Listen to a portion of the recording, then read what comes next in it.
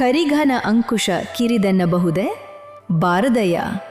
ಗಿರಿಘನ ವಜ್ರ ಕಿರಿದೆನ್ನಬಹುದೇ ಬಾರದಯ್ಯ. ತಮ್ಮಂಥ ಘನ ಜ್ಯೋತಿ ಕಿರಿದೆನ್ನಬಹುದೇ ಬಾರದಯ್ಯ.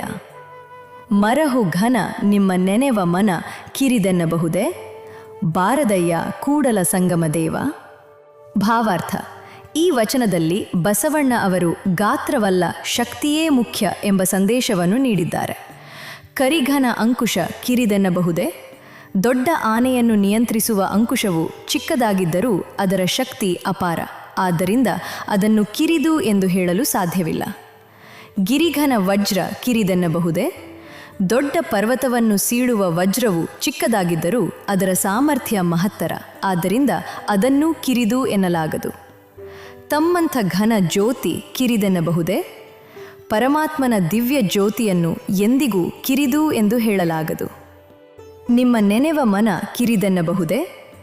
ನಿಮ್ಮನ್ನು ಸದಾ ಸ್ಮರಿಸುವ ಮನಸ್ಸು ಗಾತ್ರದಲ್ಲಿ ಚಿಕ್ಕದಾಗಿದ್ದರೂ ಅದರ ಭಕ್ತಿ ಮತ್ತು ಆಧ್ಯಾತ್ಮಿಕ ಶಕ್ತಿ ಅಪಾರ, ಆದ್ದರಿಂದ ಅದನ್ನು ಕಿರಿದು ಎಂದು ಕರೆಯುವುದು ಸರಿಯಲ್ಲ.